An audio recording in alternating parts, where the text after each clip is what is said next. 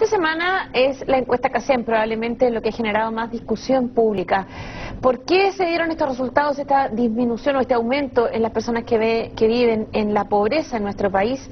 ¿Y cuáles son los datos desagregados que ya se están conociendo? Porque, por ejemplo, disminuyó la brecha entre las familias más ricas y las familias más pobres. Tomás Muchati, desde los estudios de Radio Bio Bio, en su columna de hoy nos va a hablar de este tema. Tomás, buenos días. ¿Cómo estás, Carola? ¿Qué tal? Buenos días. Faltan muchos datos por conocer de la encuesta CACEN, pero yo creo que van a seguir las malas noticias, ¿eh? Primero porque se tiene que hacer la muestra post-terremoto. Esta muestra fue anterior al terremoto. Recordemos que de las zonas más pobres, de las regiones más pobres, están justamente las regiones que han sufrido más fuertemente el impacto del terremoto, la región del Maule y la región del Biobío. Por lo tanto, se espera un aumento importante. Y lo segundo es que va a cambiar además la muestra estadística. Hay un dato que yo creo que es bueno tener claro.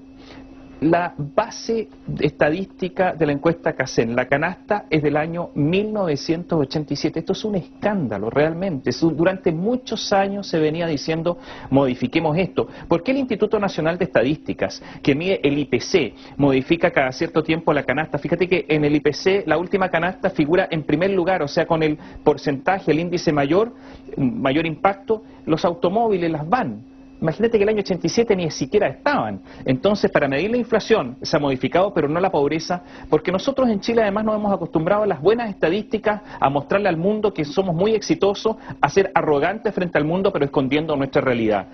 Y esta estadística de la industria CACEN, o la base estadística, se va a modificar y por lo tanto va a aumentar el número de pobres, no porque vaya a aumentar en sí el número de pobres, sino porque los habíamos escondido durante muchos años. Y esas fueron razones políticas.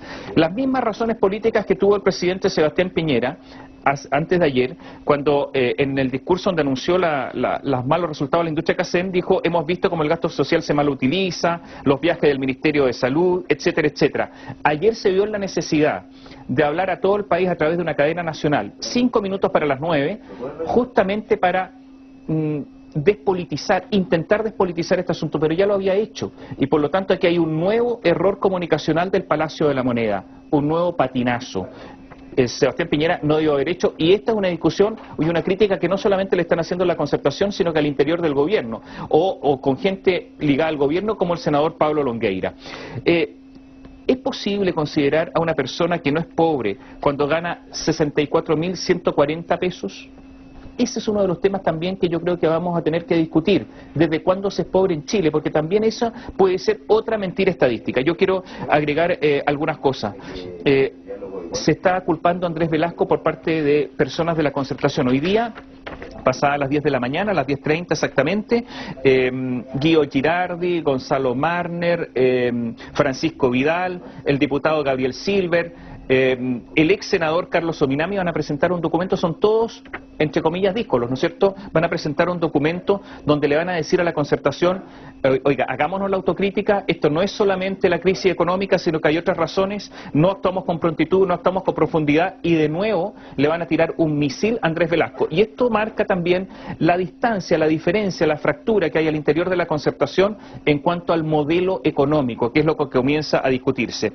Y lo otro es que en el gobierno, también aprovechándose de estos malos resultados, se anuncian grandes reformas en algunas instituciones, en el FOSIS, por ejemplo, en el Instituto de la Juventud, donde el 65% va a gastos administrativos. Vienen cambios muy, muy importantes y seguramente esto va a generar una nueva discusión. Yo quiero solamente señalar lo siguiente: el altísimo gasto social del año pasado no sirvió para que la tendencia de la caída de la pobreza no se revirtiera. Se revirtió pese al altísimo gasto social, fue de más de 740 y tantos mil pesos por persona, el más alto histórico. Ahora, ¿llegó a cada persona? Esa es una pregunta que hay que hacerse.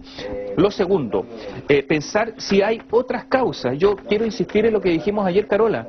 La diferencia en una persona indigente, en una persona que está en la extrema pobreza, y una persona que no es pobre, es de solamente 1,6 años de educación, de escolaridad. Y entonces uno dice: la educación en Chile no está sirviendo para nada, no sirve para sacar a la gente de la extrema pobreza, porque la diferencia entre los extremadamente pobres y los no pobres es solamente 1,6 años. La regionalización, veamos cómo la diferencia entre la región metropolitana y el resto del país. En la región metropolitana, en medio de la crisis económica, la pobreza prácticamente se mantiene. se mantiene, pero en el resto, en muchas regiones se dispara. Hay un problema ahí de administración en el país. La monoproducción. En la 9ª región se disparó la pobreza, es la región más pobre, solamente dedicada prácticamente a la actividad forestal, o lo que pasó en la 10ª región con los salmones. Se acaba la industria de los salmones porque viene el virus ISA y se crea un tremendo problema social. El tema del crecimiento económico, 2,8 bajo el tiempo de Michelle Bachelet, preguntémonos por qué ese crecimiento no ha sido capaz de absorber el empleo. Hubo altísimo empleo. Y yo diría, y lo quiero repetir, lo que dije el día de ayer, la apertura comercial indiscriminada. El 70% de los productos que se venden en la industria del retail en Chile, me refiero a las grandes tiendas, es de origen chino. ¿Cuánto de eso ha producido la quiebra de la industria nacional y por lo tanto de empleo calificado y empleo mejor remunerado, que es el empleo industrial? Son preguntas que yo me hago, pero que ayer prácticamente no estuvieron en la discusión. Muchas gracias, Tomás. Que esté muy bien.